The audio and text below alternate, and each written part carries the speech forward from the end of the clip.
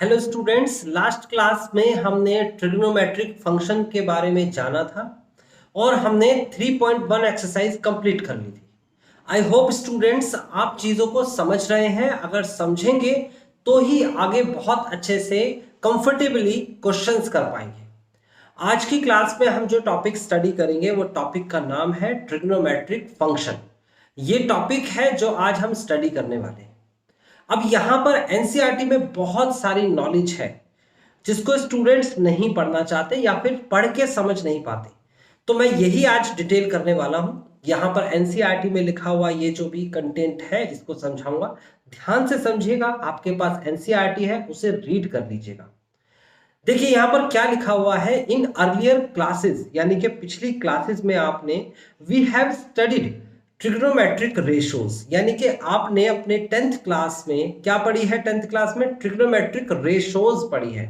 और आपको पता है there are 6 trigonometric ratios, sine cos tan sec cosec cot. Okay, यहां पर हम उसमें से दो जो सबसे इंपॉर्टेंट जो है, जो यहां पर फंडामेंटल है, उस पर डिस्कस पहले करेंगे बहुत डिटेल में। एक साइन और एक कोसाइनी, एक साइनी और एक कोसाइनी। उसके बाद बाकी की 4 भी होंगी और इनसे ही बनेगी, लेकिन हम अभी पूरा फोकस साइनी और कोसाइनी पे रखेंगे। ओके, फिलहाल कहता है आपसे for acute angle as the ratio of the sides of the right angle triangle. तो राइट एंगल ट्रायंगल जो था उसी पर डिस्कस किया था हमने, उसकी रेशियोज पर डिस्कस किया था और उसमें भी एक्यूट एंगल, एक्यूट मतलब बिलो द 90 डिग्री, हम उस एंगल को ही डिस्कस करते थे। ठीक है, we will now extend the definition of trigonometric ratios to any angle. अब यहां पर किसी भी एंगल के लिए हम इसको एक्सटेंड कर रहे हैं in terms of the radian measures, और यहां पर रेडियन मेजर की टर्म में हम डिस्कस करेंगे। रेडियन मेजर के बारे में आपको पता होगा, मैंने आपको रेडियन के बारे में बताया था लास्ट टाइम, तो आप उसे ढंग से समझेंगे। रेडियन क्या होता है, डिग्री मेजर को कन्वर्ट करके रेडियन में कैसे बनाते हैं वो भी पता चला। कहता है and study them as function trigonometric functions, और हम स्टडी करेंगे ट्रिग्नोमेट्रिक फंक्शंस का। Consider a unit circle. अब देखो यहां पर आपको क्या समझाया जा रहा है, ध्यान से समझने की कोशिश करना। देखो जब भी कभी किसी बेसिक को जानना होता है तो हमें हमेशा ज्योमेट्रिकली उसको समझना होगा। तो अगर स्टूडेंट्स ट्रिग्नोमेट्रिक फंक्शन को ज्योमेट्रिकली समझ जाते हैं तो रूल्स भी याद हो जाएंगे, क्वेश्चंस भी कॉन्फिडेंस में करके आ सकते हैं और बहुत अच्छे से आप फील करेंगे कि हाँ क्वेश्चन समझ में आ रहे हैं। तो आपको ज्योमेट्रिकली समझाया गया, उस ज्योमेट्रिकली में क्या क्या समझाया मैं एक एक करके बताऊंगा, डिटेल में समझने की कोशिश करना। कहता है कंसीडर अ यूनिट सर्कल। आपको पता है यूनिट सर्कल क्या होता है? यूनिट सर्कल वो सर्कल होता है जिसकी रेडियस 1 यूनिट होती है।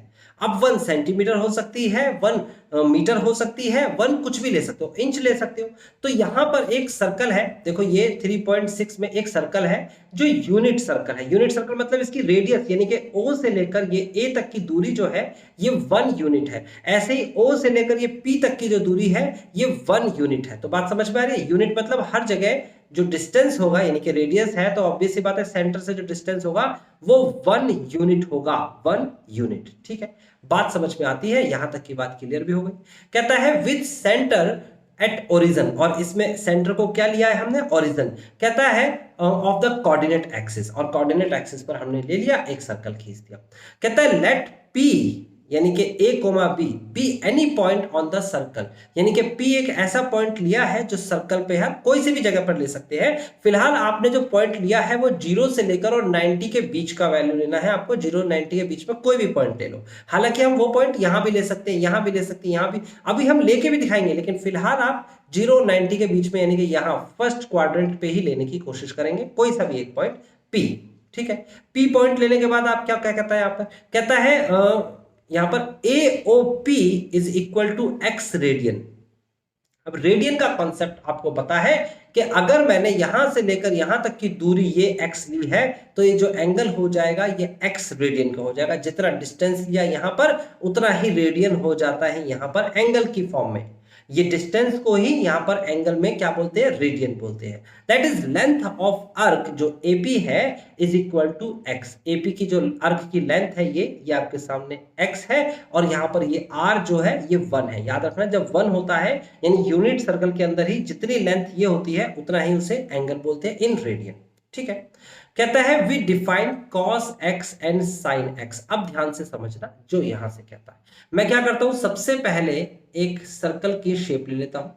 ये मेरे पास एक सर्कल की शेप है, बहुत सिंपल सा सर्कल बना दिया मैंने।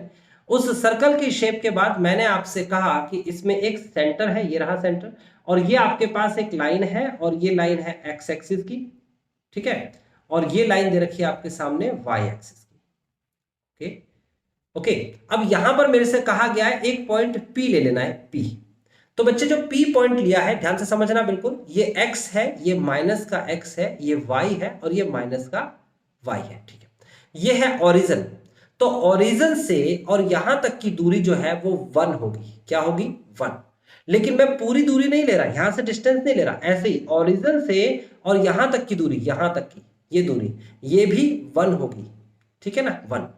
और यहां पर भी 1 होगा। क्या? ये ओरिजिन से और P तक की दूरी भी 1 होगी। ओरिजिन है ना भाई, आपको पता है यूनिट सर्कल के अंदर ओरिजिन से अगर हम देखेंगे तो रेडियस है, रेडियस तो 1 ही होना है। अब ध्यान से समझना जो मैं बता रहा हूं वो ये है, P से देखेंगे आप, देखो आप x से यानी ओरिजिन से आप राइट साइड में चलिए और कहां तक चलिए, यहां तक चलिए जहां तक परपेंडिकुलरली P दिख रहा है आपको, ठीक है।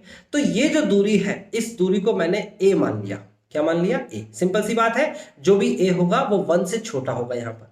उसके बाद आप चलिए यहां से, देखो ये पूरा का पूरा यहां तक का डिस्टेंस तो 1 है, लेकिन मेरे को यहां तक चलना है, यहां तक मेरे को y एक्सिस पे यहां से लेकर और यहां तक चलना है। ये दूरी जो है ये b है, यानी कि ये दूरी जो b है, ठीक है। तो आपको a और b की दूरी पता लग रही है, ठीक है। आपको बताया गया है कि यहां से लेकर यहां तक का जो ये डिस्टेंस है ये x यूनिट है। कितना है? x। तो as according to the radian measurement, यानी कि ये वाला एंगल जो होगा, ये वाला एंगल, ये भी x का होगा। x रेडियन बोल सकते हो आप इसे, x रेडियन, है ना। ओके, बात समझ में आती है।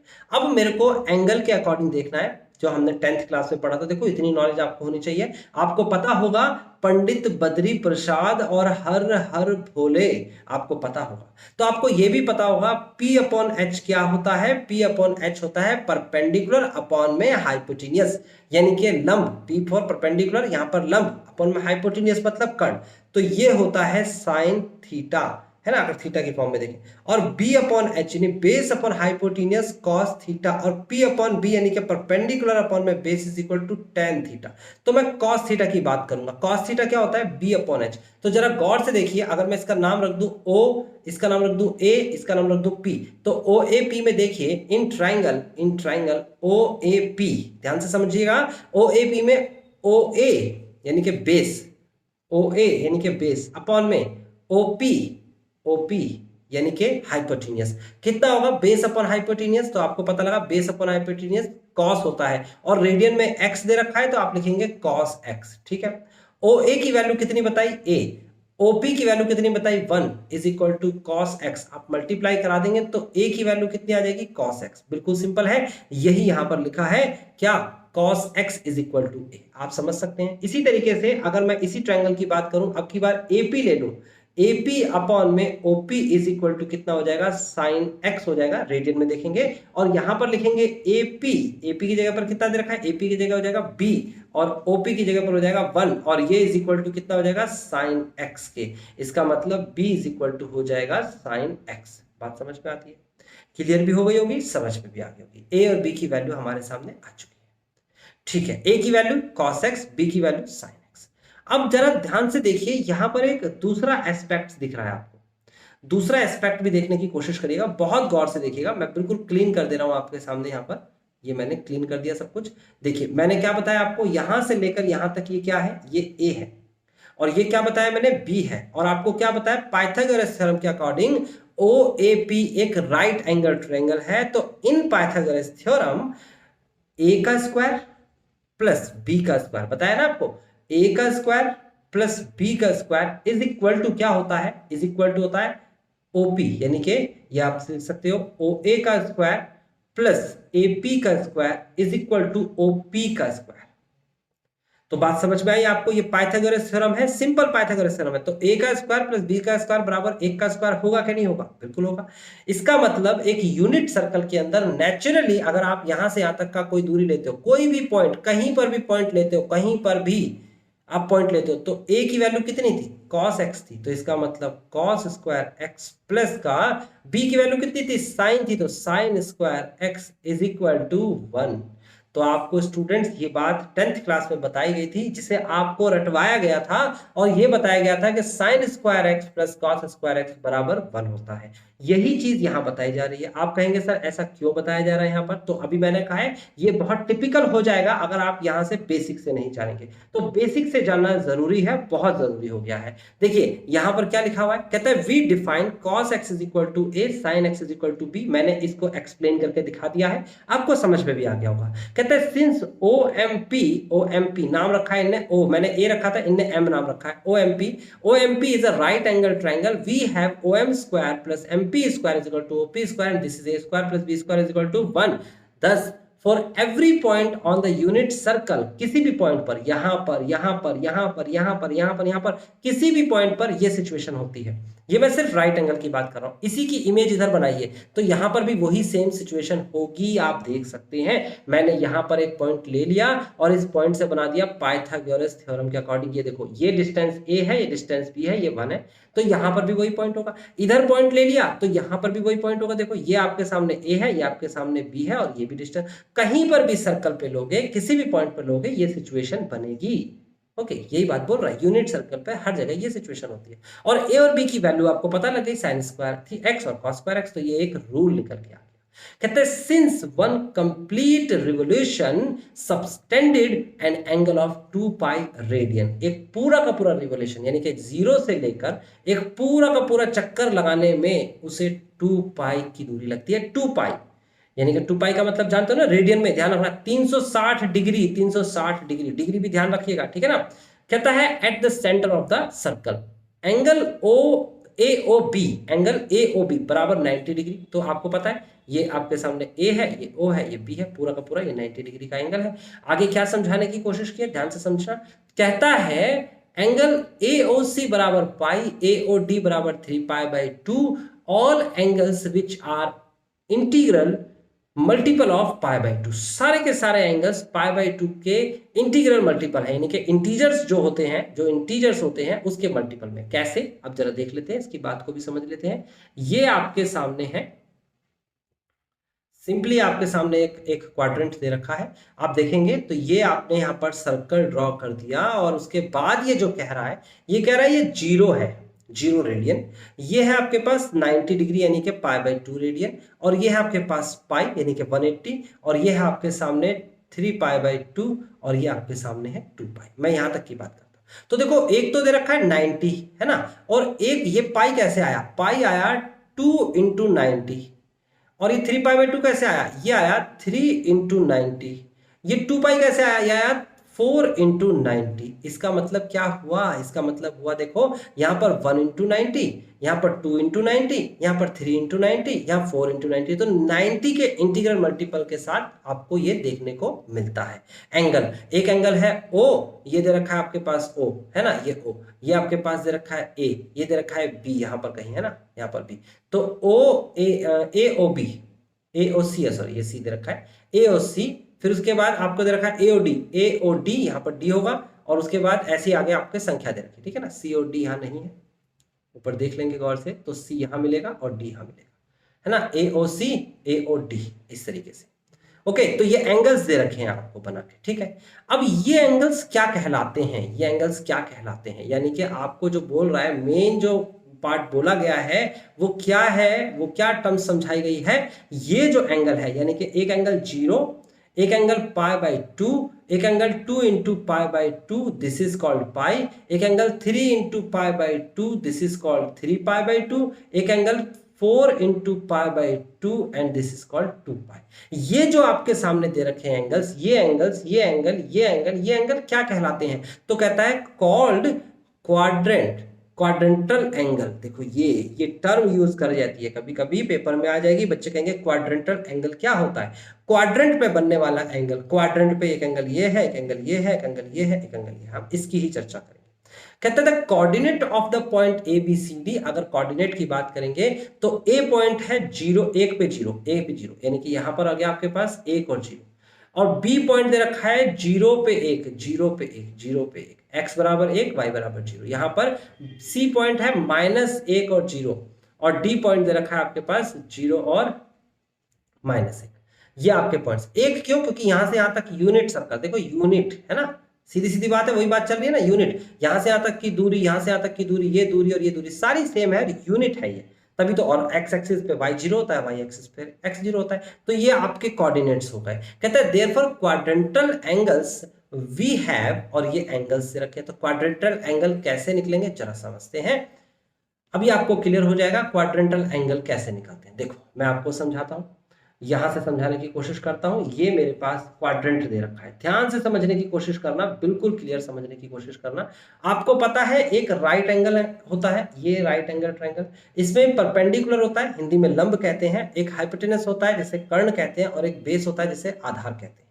अब आपको यह भी पता है पंडित बद्री प्रसाद और हर हर भोले, हर हर भोले, और आपको यह भी पता होना चाहिए कि P/H जो है वो होता है साइन थीटा, B/H जो है वो होता है कॉस थीटा, और P/B is equal to tan theta. कोई भी ऐसी बात जो कि 10th क्लास में आपने पढ़ी है, प्रीवियस क्लास में पढ़ी है, मैं बता के चलता हूं, तो आप ये नहीं कह सकते कि सर हमने नहीं पढ़ा या हमें नहीं पता। तो मैं साथ साथ बताता हूं, बस आपको याद करना होता है। साइन का उल्टा होता है रेसिप्रोकल होता है कॉसेक थीटा, ऐसे यहां पर होता है सेक थीटा, यहां पर होता है कॉट। इतनी सी बात आपको पता चल गई। अब आगे बढ़ते हैं। मैंने कहा कॉस 0 डिग्री क्या होता है, 0 डिग्री। तो देखो जरा, आपको पता होना चाहिए कैसे करेंगे। ये है आपके पास 0 डिग्री। अब इस 0 डिग्री में बेस क्या है, ध्यान से समझना, बहुत गौर से समझना, बेस क्या है। तो देखो ये तो है आपके पास base, this is called base, जो कि है बराबर 1, एक यूनिट, एक यूनिट लेके चल रहे हैं। यूनिट सर्कल है, सर्कल में नहीं बना रहा, सर्कल मान के चलिए, ठीक है। उसके बाद अगर मैंने कहा बेस अगर 1 है, तो आपको कहा जा रहा है कि परपेंडिकुलर कितना है, परपेंडिकुलर बेस, यहां की बात कर रहा हूं, परपेंडिकुलर। आप कहेंगे सर ये दूरी तो 0 है, परपेंडिकुलर है ही नहीं, 0 है। अब आपसे पूछा गया हाइपोटेनियस क्या है, तो आप कहेंगे सर हाइपोटेनियस दिख नहीं रही, तो ये हाइपोटेनियस है, ये हाइपोटेनियस, ये 1 है। अब आप कहेंगे सर मुझे तो समझ ही नहीं आया क्या है। चलो इसे समझाने के लिए क्या करते हैं, एक सर्कल ड्रॉ करते हैं। ये बनाया मैंने, ये बनाया मैंने एक सर्कल, ध्यान से समझना, सर्कल थोड़ा सा अजीब बनेगा लेकिन आप समझ जाओगे, ठीक है। अब मैंने कहा इस सर्कल के अकॉर्डिंग चलते हैं। देखो ये मैंने बनाई एक लाइन, ओके, P पॉइंट लिया और यहां पर मैंने परपेंडिकुलर डाल दिया। जरा मुझे बताएंगे बेस क्या होगा, यहां से लेकर यहां तक बेस क्या होगा, बेस है ना। आप मुझे बताएंगे परपेंडिकुलर क्या होगा, ये रहा परपेंडिकुलर। आप मुझे बताएंगे हाइपोटेनियस क्या होगा, ये रहा हाइपोटेनियस।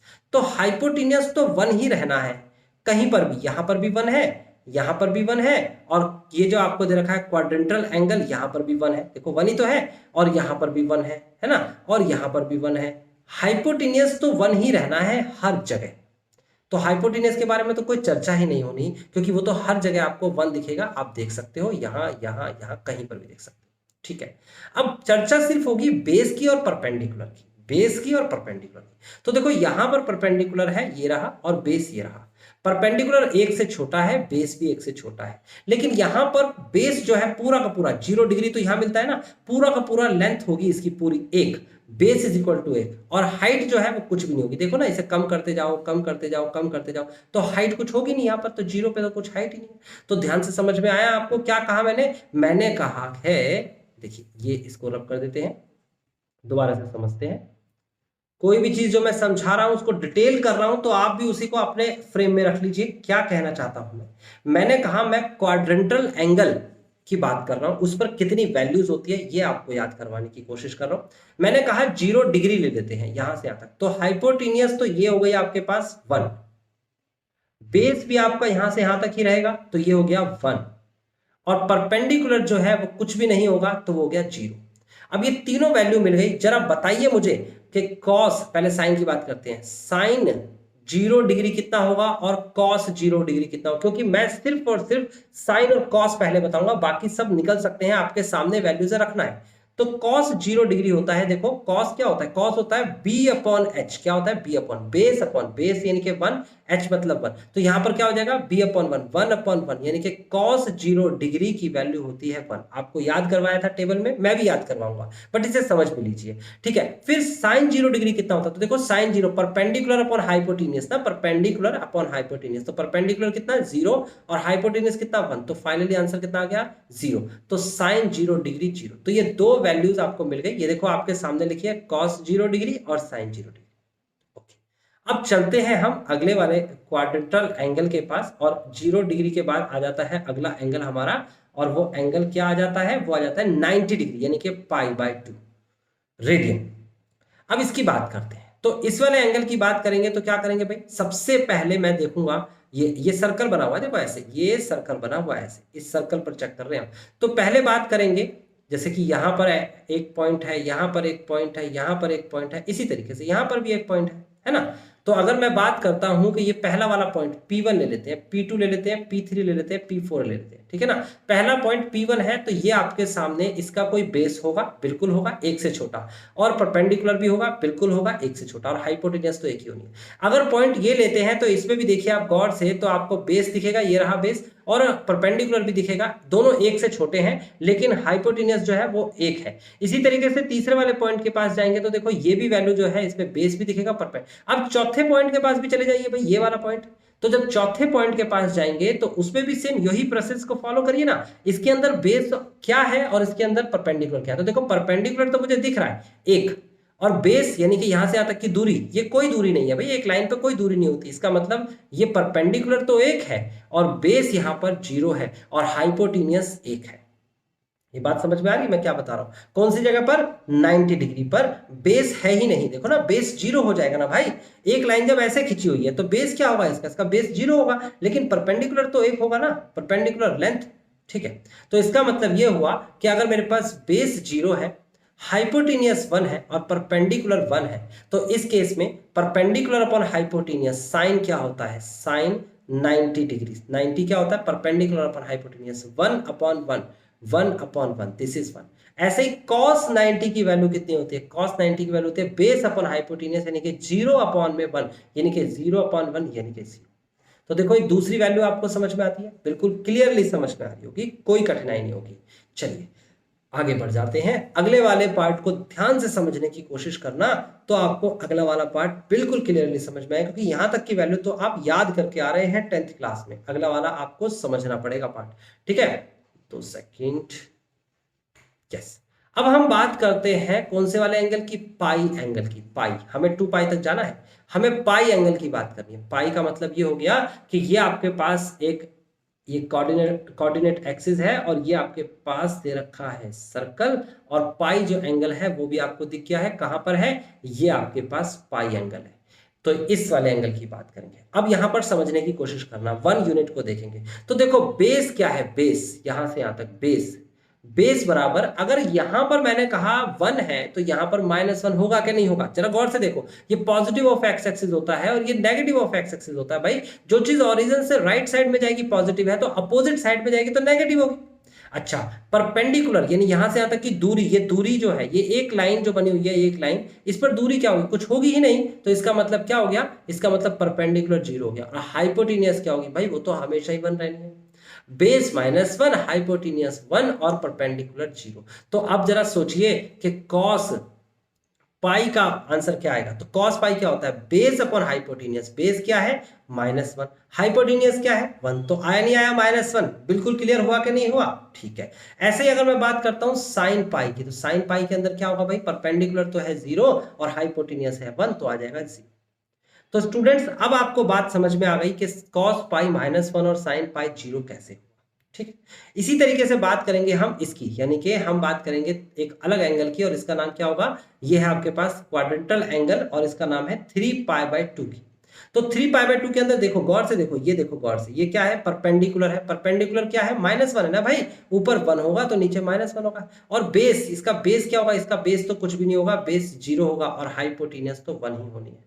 तो इस केस के अंदर देखो गौर से, cos 3π/2 कितना होगा, तो बेस अपॉन में हाइपोटेन्यूज 0/1 0 होगा, और sin 3π/2 कितना होगा, -1 अपॉन में 1 यानी कि -1। अब मेरी बात आपको समझ में आ पा रही है। इसी तरीके से 2 पाई की बात कर लेते हैं। 2 पाई का मतलब हो गया घूम के वापस वहीं आ जाएंगे, तो वापस वहीं आ जाएंगे तो भैया जो 2 पाई है वो तो 0 वाले को फॉलो करेगा नहीं करेगा, बिल्कुल करेगा, क्योंकि सेम वैल्यू हो रही है। देखो 2 पाई पर बिल्कुल सेम वैल्यू हो रही है, आप देख सकते हैं, ये है आपके पास 2 पाई 0 डिग्री से लेकर, और यहां पर आ गए, पहले 0 था और अब आ गया 2 पाई। अब 2 पाई आ गया तो इसका मतलब क्या हो गया, सेम वही चीज, बेस तो इसके अंदर 1 है, परपेंडिकुलर कुछ है ही नहीं और हाइपोटेन्यूस 1 है, तो वही वैल्यू आ जाएगी। cos 2 पाई वही हो जाएगा जो cos 0 है, और sin 2 पाई वही हो जाएगा जो sin 0 है, तो वही सेम वैल्यू होगी क्योंकि फिगर सेम। और इसके बीच की वैल्यू हमेशा -1 से 1 के बीच में होती है। इस पर डिस्कशन भी करेंगे, लेकिन अभी इतना समझ में आया। तो आपने क्वाड्रेंटल एंगल के बारे में बेसिक समझ लिया और आपको पता लगा वैल्यूज जो है कहां से निकल रही है। एक यूनिट सर्कल लिया जाएगा और उसके बाद एक नेचुरल फिनोमिना है जिसको हम फॉलो करेंगे। ठीक है, आगे बढ़ जाते हैं। तो आगे क्या दे रखा है? आगे इसमें दे रखा है यहाँ पर क्वेश्चन में, now we if we take one complete revolution from the point P, we again come back to the same point P, thus we also observe that x increases or decreases by any integral multiple of 2 पाई। तो अगर हम बात करते हैं कि एक complete revolution लेंगे तो जो भी इंक्रीज और डिक्रीज हो रहा है वो 2 पाई के मल्टीपल में भी होगा। The value of the sine and cosine functions do not change. इसका मतलब क्या है? इस पैराग्राफ का बहुत ही गहरा मतलब है, आगे जाके तो बहुत जरूरत पड़ेगी इसकी। ये कह रहा है, देखिए गौर से देखिएगा, आपको मैंने कहा कि एक सर्कल बनाइए और इस सर्कल के अंदर बहुत सारे एंगल्स बनाइए ट्रिग्नोमेट्री के। ठीक है, मैंने यहाँ 0 से स्टार्ट किया ओरिजिन से और ये बनाया है ना, और मैंने कहा साइन 0 की बात कर लेते हैं। साइन 0 की वैल्यू कितनी होगी? परपेंडिकुलर जो कि 0 है अपॉन में हाइपोटेन्यूस 1, तो 0 हो गया। फिर उसके बाद मैंने यहाँ पर एक पॉइंट P लिया, ये P लिया P1 और ये P2 लिया। अब P2 लिया तो मेरे पास क्या बना? मेरे पास एक वैल्यू आई और वो वैल्यू क्या आई? बेस होगा, परपेंडिकुलर होगा। बेस छोटा होगा 1 से, परपेंडिकुलर भी छोटा होगा 1 से। ध्यान से समझना, ये वैल्यू 1 से छोटी होगी क्योंकि यहां से यहां तक पूरी वैल्यू 1 है।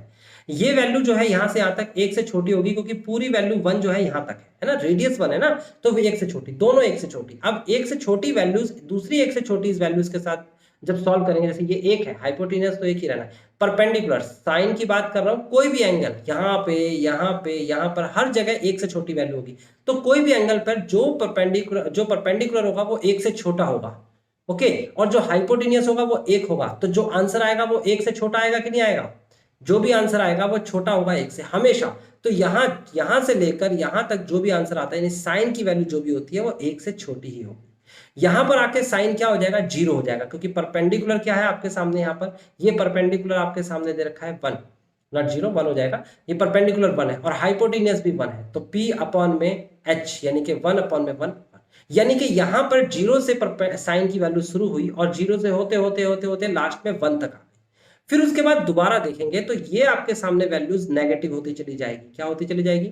एक वैल्यूज ही हो, नहीं ये नेगेटिव, ये तो पॉजिटिव रहेगी, ये नेगेटिव होगी, ये वैल्यूज नेगेटिव होगी। फिर उसके बाद ये वैल्यूज होंगी और फिर उसके बाद 2 पाई पर एक रिवोल्यूशन खत्म हो जाएगा। अब दोबारा से अगर मैं इस चक्कर को चलाऊं और साइन कॉस की वैल्यू निकालना चाहूं तो यही सेम वैल्यू तो आएंगी, कोई अलग वैल्यू आ ही नहीं सकती, सेम वैल्यूज आएंगी क्योंकि इनकी रेशियोज प्रोपोर्शन तो सेम ही रहेगा।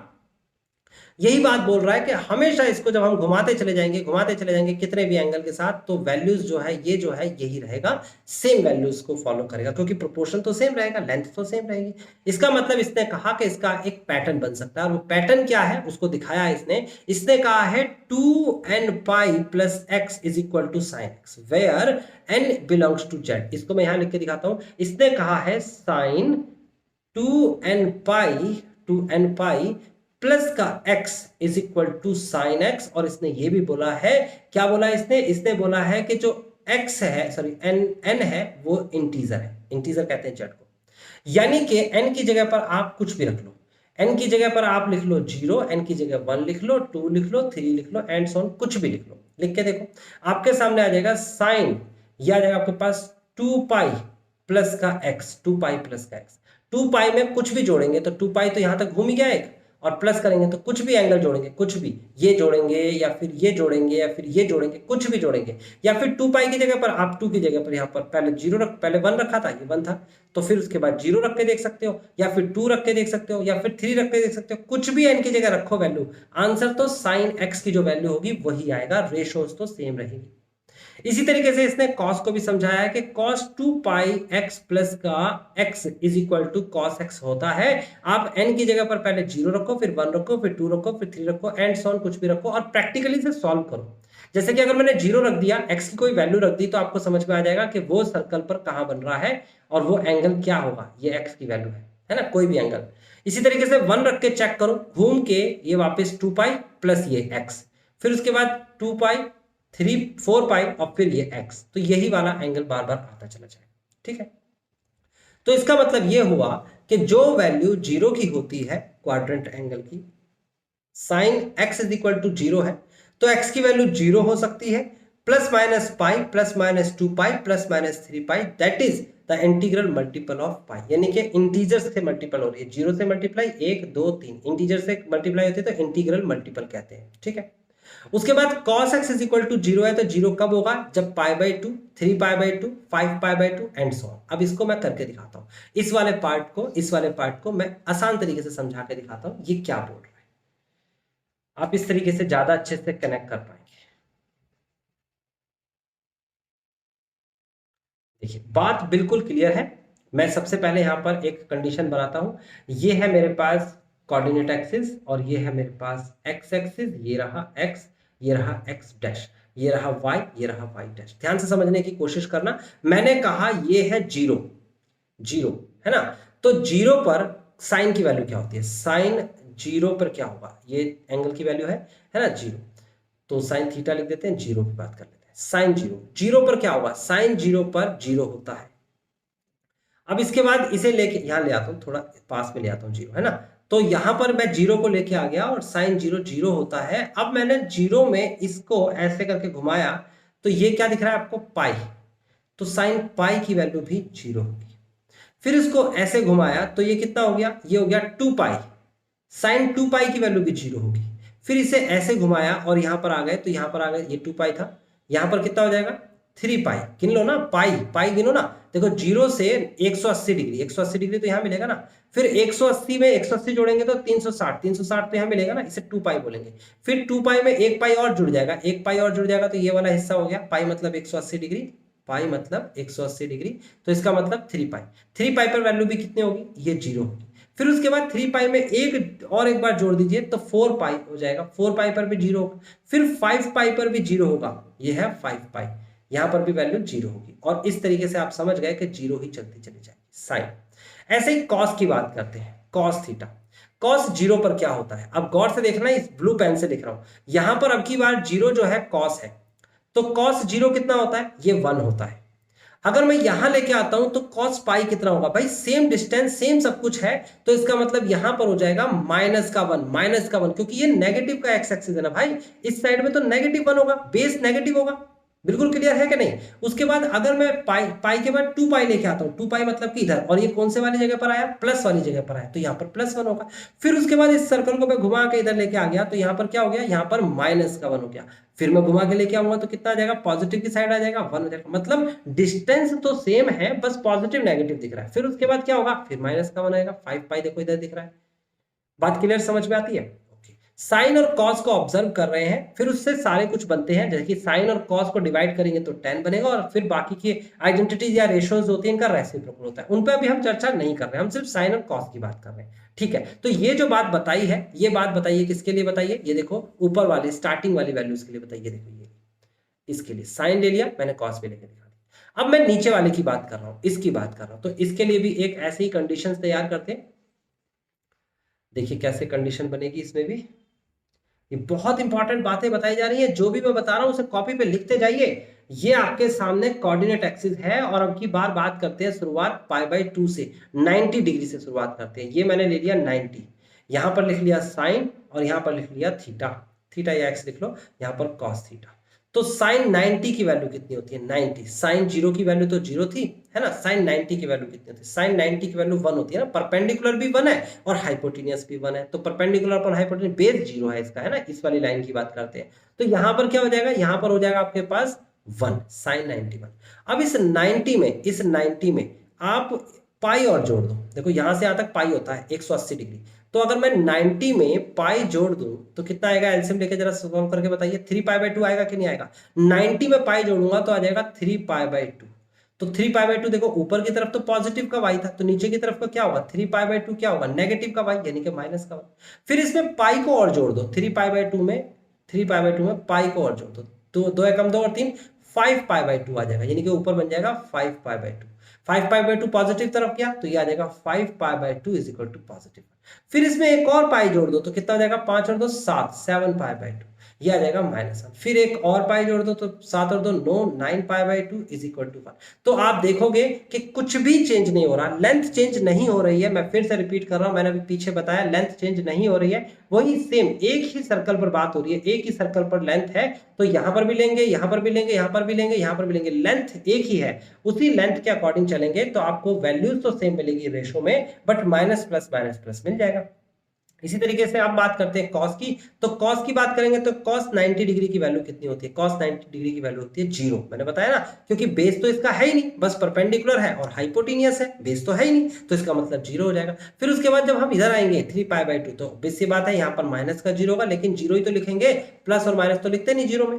तो मैंने कहा साइन और कॉस की डिस्कशन करेंगे। अब जरा गौर से देखो, आपने दो वैल्यूज देख ली, एक तो देख लिया आपने क्या, पाई, 2 पाई, 3 पाई, 4 पाई। अब जैसे मैंने ये पॉजिटिव लिया है, ऐसे चल रहा था मैं एंटी क्लॉकवाइज, वैसे ही आप ऐसे चलो क्लॉकवाइज, तो यही चीज नेगेटिव में भी हो सकती है। तो पॉजिटिव और नेगेटिव इन्हें दोनों लेके चला, यहां पर भी यहां पर। अब गौर से देखेंगे तो ये 1 2 3 4 दिख रहा है, ये आपको दिख रहा है 1, ये दिख रहा है 3 5 7 9, यानी कि ये सारे नंबर ओड नंबर दिख रहे हैं, ओड।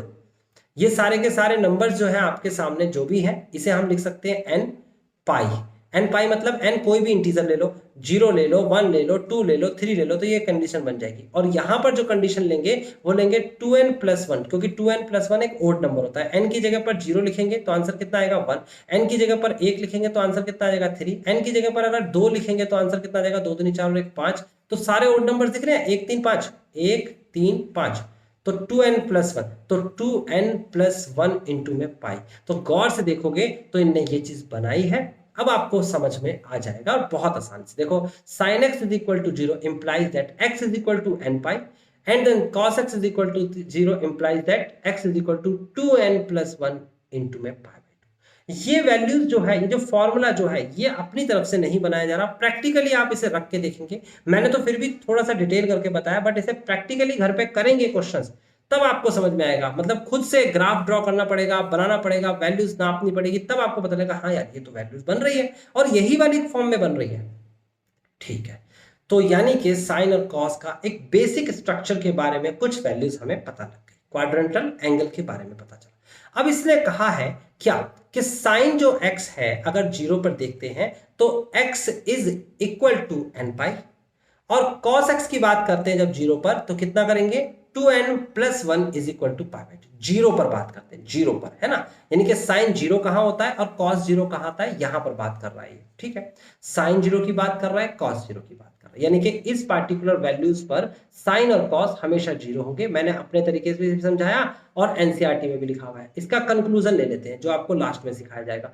साइन x अगर 0 देखना है, यानी कि साइन 0 कहां पर होता है, तो आपको ये कह रहा है वहां पर होगा जहां पर x की वैल्यू n पाई होगी। n क्या है भाई, n इंटीजर है, कोई भी इंटीजर ले लो, n की जगह पर 0 ले लो, n की जगह पर 1 ले लो, n की जगह पर 2 ले लो, n की जगह पर 3 ले लो, और लेते ही चले जाओ। हर जगह देखो x की वैल्यू कितनी होगी, अगर 0 लेंगे तो 0 हो जाएगी। x की वैल्यू क्या होगी, अगर 1 लिखेंगे यहाँ पर, n की जगह पर 1 लिखेंगे तो पाई हो जाएगी। x की वैल्यू क्या हो जाएगी, 2 पाई हो जाएगी। x की वैल्यू क्या हो जाएगी, 3 पाई हो जाएगी। अब ये सारे x उठा के यहाँ रख दीजिए, यानी कि ये कह रहा है साइन 0 0 होता है, साइन पाई भी 0 होता है, साइन 2 पाई भी 0 होता है, साइन 3 पाई भी 0 होता है। तो बात समझ में आई कि नहीं आई, ये ने बोल दिया, इस तरीके से बोल दिया। ठीक है, हर जगह 0 ही होना है साइन, यानी कि इस पार्टिकुलर जगह पर आपका साइन 0 ही होना है। कोई भी इंटीजर ले लो और घुमाते चले जाओ। ये जो वैल्यूज जो इतनी सारी निकलेंगी, कब निकलेंगी, जब एक सर्कल को हम घुमाते रिवॉल्व करते चले जाएंगे। आगे इसने दूसरी बात बोली है, और वो ये बात बोली है कि cos x is equal to 0 होगा। कहां पर होगा, जब x जो है बराबर होगा 2n प्लस 1 इंटू में पाई बाई 2 के। और n कौन है भाई, n एक इंटीजर है। तो यानी कि अगर मैं कहता हूं z की वैल्यू है, n की जगह पर 0 लिखेंगे, n की जगह पर 1 लिखेंगे, n की जगह पर 2 लिखेंगे, n की जगह पर 3 लिखेंगे, n की जगह पर 4 लिखेंगे, और लिखते ही चले जाएंगे। तो हम चेक करते हैं क्या बनेगा। x की वैल्यू अगर यहाँ 0 रखेंगे तो कितना आएगा, ये तो 0 हो जाएगा, 1 और पाई बाई 2 यानी कि पाई बाई 2 आएगा। अगर यहाँ पर 1 रखेंगे तो x की वैल्यू कितना हो जाएगा, 2 एकम 2 और 1 3, 3 पाई बाई 2 हो जाएगा। अगर यहाँ पर 2 रखेंगे तो कितना जाएगा, 2 दूनी 4 और 1 5, यानी कि x बराबर में 5 पाई बाई 2 हो जाएगा। अगर यहाँ पर 3 रखेंगे तो 3 दूनी 6 और 1 7, तो x बराबर में 7π/2 हो जाएगा। अगर यहाँ पर 4 लिखेंगे यहाँ पर, तो 4 दूनी 8 और 1 9, x बराबर में 9π/2 हो जाएगा, और चलता ही चला जाएगा। तो इसका मतलब ये कहना चाहता है कि जहां जहां x लिख रहा है, यानी कि cos π/2 की वैल्यू 0 होती है, ऐसे ही cos 3π/2 की वैल्यू 0 होती है, ऐसे ही cos 5π/2 की वैल्यू भी 0 होती है, ऐसे ही cos 7π/2 की वैल्यू भी 0 होती है। ऐसे बताता चला जा रहा है। ठीक है, हम ये क्यों देख रहे हैं, ऐसा क्यों कर रहे हैं, जरा देखते हैं हमने ऐसा क्यों सीखा। तो मैं इसके बारे में थोड़ा सा बताऊंगा ताकि आगे पता लग सके, हमारी चर्चा आगे बढ़ सके, हम आगे जान सकें कि क्यों बता रहा हूं मैं ऐसा। तो आगे इसने ये वाला पैराग्राफ दिया है, और ये पैराग्राफ आपके सामने cosec x is equal to 1/x sin x। तो cosec x is equal to 1/sin x होता है, ये बात आप जानते हैं। cosec x is equal to 1/sin x होता है, और आपको ये भी पता है 1/0 नॉट डिफाइंड होता है।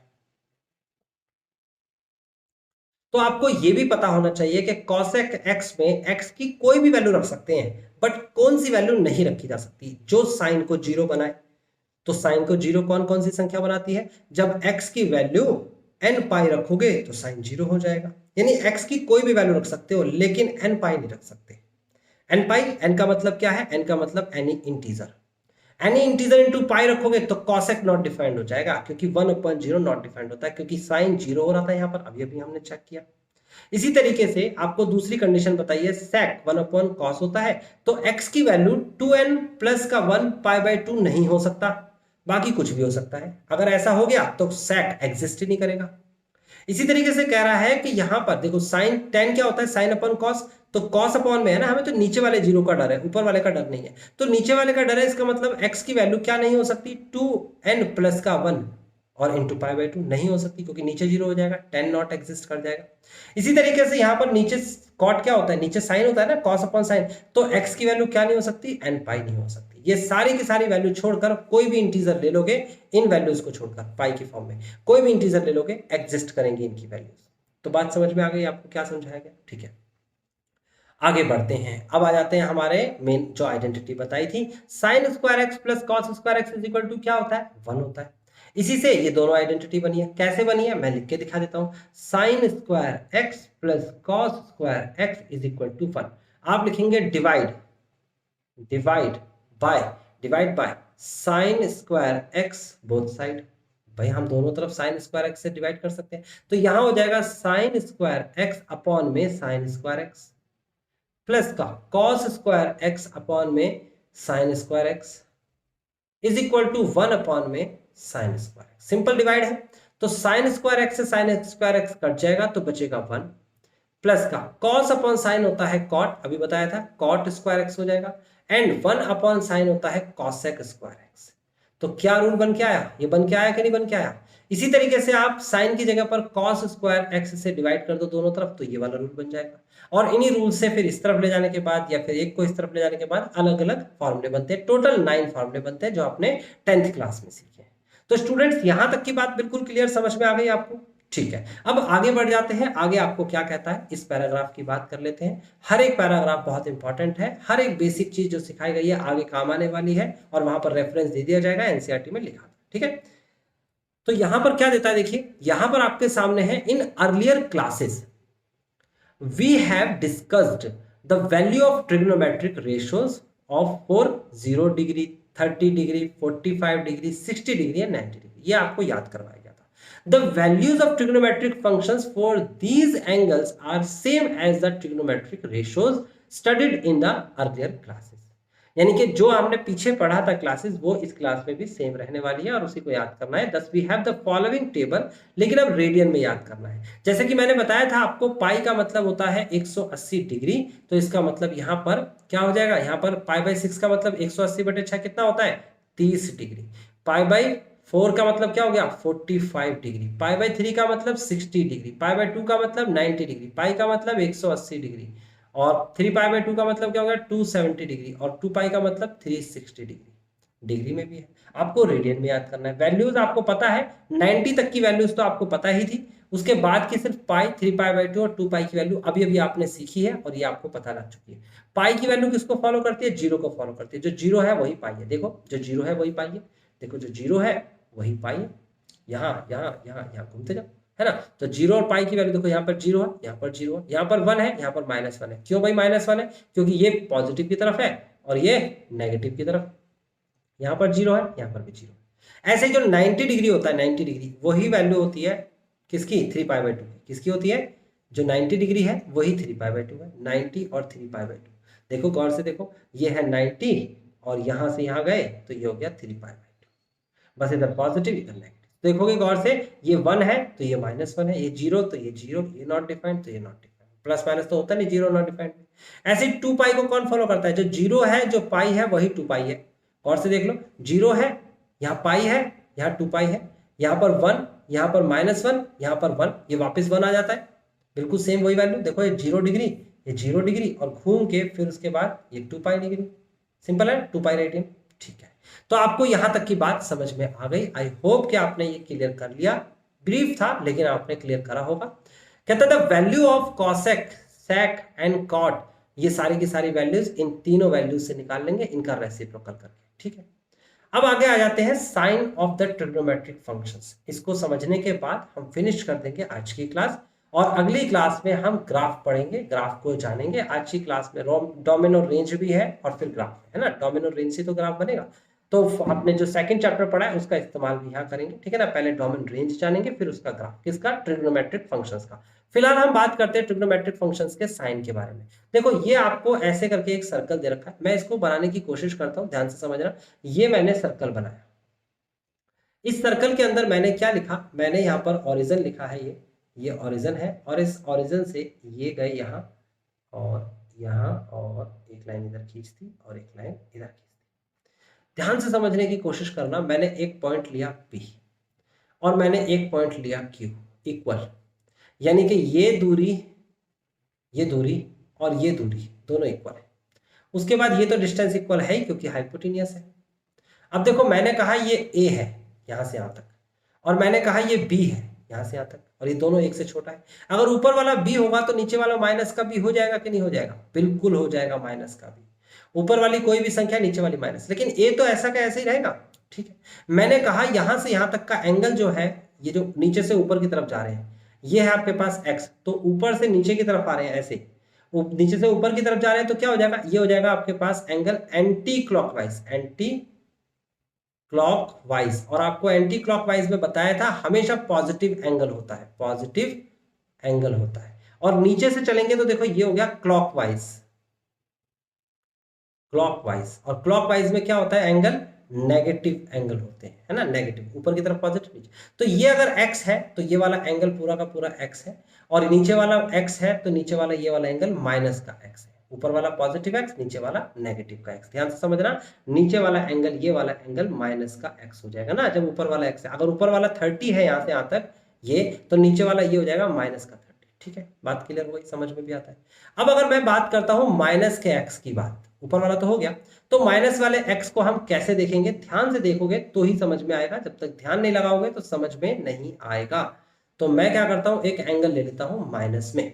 ठीक है, ये देखिए मैं लिख के दिखाता हूं, ये मैंने लिया माइनस में एंगल, ये देखिए ये मैंने एक एंगल लिया माइनस में। कैसे लूंगा मैं एंगल? तो सेकंड, ये पॉइंट है और ये मिला दिया। मैंने क्या कहा? मैंने कहा यहां से यहां तक की वैल्यू जो है वो x है, तो ये जो एंगल होगा ये माइनस का x होगा। अगर मैंने ये वैल्यू ले ली 30 डिग्री, एक वैल्यू ले ली 30 डिग्री, ये ले लिया, चलो 30 नहीं ले रहा मैं, x ही ले लेता हूँ अभी, क्योंकि फिर वैल्यूज रख के दिखानी पड़ेगी। तो फिलहाल माइनस का x, ठीक है ना। अभी बात करता हूं, मैंने कहा ये माइनस का b है और ये a है। ध्यान से समझना बात को, ऊपर वाला प्लस का b है तो नीचे वाला माइनस का b होगा कि नहीं होगा? ये वाली वैल्यू तो 1 है ही, ये तो 1 है, इसको तो कोई चेंज ही नहीं करना। ठीक है, अब देखो मैं कहता हूं माइनस का एंगल जो दे रखा है वो है माइनस का x या फिर कॉस माइनस का x। आप देखेंगे गौर से, ये होता है परपेंडिकुलर अपॉन हाइपोटेनियस, ये होता है बेस अपॉन हाइपोटेनियस। परपेंडिकुलर क्या है? गौर से देखो, ये परपेंडिकुलर है और परपेंडिकुलर की वैल्यू माइनस का b है और हाइपोटेनियस की वैल्यू 1 है। ऐसे यहां पर परपेंडिकुलर की वैल्यू क्या है? परपेंडिकुलर बेस की वैल्यू देखो, बेस की वैल्यू ध्यान से देखना, ये है a और हाइपोटेनियस की वैल्यू कितनी है? 1 है। तो इसका मतलब क्या हुआ? इसका मतलब ये हुआ कि अगर मैं b और a की बात करता हूं तो b ए कौन था भाई, a बराबर था cos x और b बराबर था sin x। याद करिए, अगर आप ऊपर वाले को देखते हैं तो यही दिखता है, ये वाला क्या दिखता है आपको, ये 1 दिखता है, ये वाला एंगल x दिखता है। तो क्या दिखा आपको कि अगर sin x की बात करता हूं तो ये परपेंडिकुलर और हाइपोटेनियस b आएगा, और अगर इसकी बात करता हूं बेस अपर हाइपोटेनियस यानी कि ये a आएगा। ये तो था, पहले से था। तो आप इसे देखेंगे, इसे देखिए, गौर से देखिए, इसे देखिए, तो इसे देखेंगे तो क्या दिखेगा, ये आपको दिखेगा sine minus x is equal to minus B था ना, तो माइनस का बी की वैल्यू कितनी है, साइन एक्स। ऐसे ही cos minus x is equal to A है ना, तो ए की वैल्यू है कॉस एक्स। तो ये दो टर्म्स बहुत इंपॉर्टेंट है कि sine minus x is equal to minus sine x होती है और cos minus x is equal to cos x होता है। बच्चे बहुत ध्यान से समझना। ओके, तो आपको ये साइन के बारे में पता लगा, इसी से बाकी के भी बनेंगे, मैंने कहा बाकी मैं बनवा दूंगा, आपको साइन कॉस बस सीखिए। उसके बाद ये सारा पैराग्राफ आप एक बार पढ़ लेना, आपको समझ में आ जाएगा कौन सी चीज कौन से क्वाड्रेंट पे पॉजिटिव और कौन से पे नेगेटिव होती है। एक बार पढ़ के सॉल्व करेंगे, क्योंकि आपको पता चलेगा जब आप पढ़ेंगे।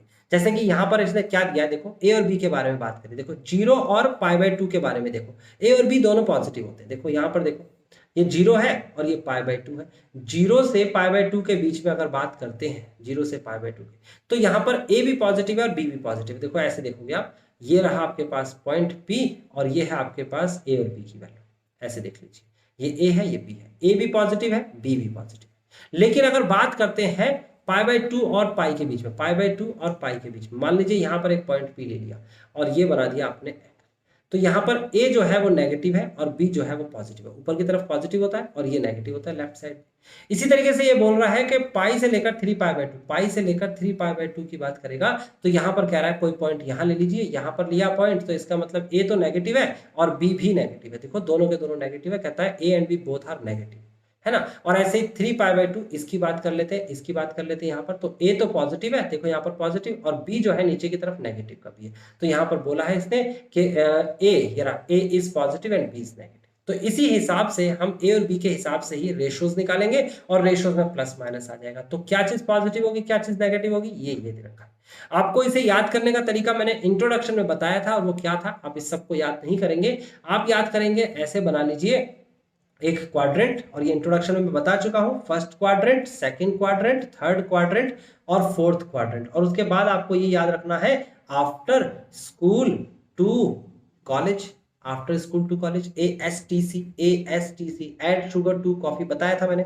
ए का मतलब क्या होता है, ए का मतलब होता है ऑल पॉजिटिव, ऑल पॉजिटिव, यानी कि फर्स्ट क्वाड्रेंट पे sine theta, cos theta, tan theta, उसके बाद कॉसेक थीटा, उसके बाद सेक थीटा, उसके बाद cot theta, all are positive, all 6 trigonometric functions are positive in the first quadrant. S का मतलब होता है sine theta and the cosec reciprocal of sin theta are positive. Only 2 trigonometric ratios are positive in the second quadrant and rest of the 4 trigonometric ratios are negative in this quadrant. बाकी सारी negative होंगी। T का मतलब होता है tan theta and the cot theta both are positive and rest of the trigonometric identities or ratios are negative in this quadrant. उसके बाद C का मतलब होता है cos theta and sec theta are positive and rest are negative. तो मैंने इस तरीके से समझाया था, हम इसी तरीके से पढ़ेंगे, बट इसने इस तरीके से भी दे रखा है, समझ लेना। बस आज की क्लास में इतना ही कराऊंगा, क्योंकि डोमेन और रेंज जो है ट्रिग्नोमेट्रिक फंक्शंस का बहुत इंपॉर्टेंट है, और इसके बाद ग्राफ समझेंगे। अगली क्लास में भी हम इसको ही इंट्रोड्यूस करेंगे। आपका होमवर्क ये है कि आप एनसीईआरटी को अच्छे से पढ़िएगा, देन उसके बाद हम 3.2 एक्सरसाइज पे जाएंगे। वो बहुत आसान है, चीजें समझ में भी आएंगी, लेकिन ज्यादातर स्टूडेंट्स रटते हैं। अब मेरे हिसाब से बहुत सारे कॉन्सेप्ट, अगर आप मेरी इतनी बात जो मैंने आज आपको वीडियो में बताया है सुनने के बाद आप एनसीईआरटी उठाएं और सिर्फ एनसीईआरटी को रीड भी कर लेना आप, और उसमें आप हाइलाइटर से हाईलाइट भी कर दें कि क्या क्या चीज इंपॉर्टेंट है जो फॉर्मूले के तौर पर यूज होगी। उसने खुद दे रखा है, देखो हाईलाइट करके, जैसे कि ये दे रखा है एक पार्ट, ठीक है ना, इसको हाईलाइट करिए। उसके बाद ये पार्ट दे रखा है आपको, इसको हाईलाइट करिए। उसके बाद ये वाला पार्ट दे रखा है आपको, ये वाला कहां, ये वाला साइन और कॉस, इसको हाईलाइट करिए। तो ये सारे रूल्स जो है ये दे रखा है आपको, इसको हाईलाइट करिए। ये सारे रूल्स जो है, और ये वाला भी, ये सारे रूल्स अपनी कॉपी पे भी लिख सकते हैं, इस पर हाईलाइट, लेकिन पढ़ने से समझ में आएगा और आगे की जर्नी जो है वो थोड़ी आसान हो जाएगी। तो स्टूडेंट्स आज की क्लास यहीं फिनिश करते हैं, मिलते हैं हम नेक्स्ट क्लास में।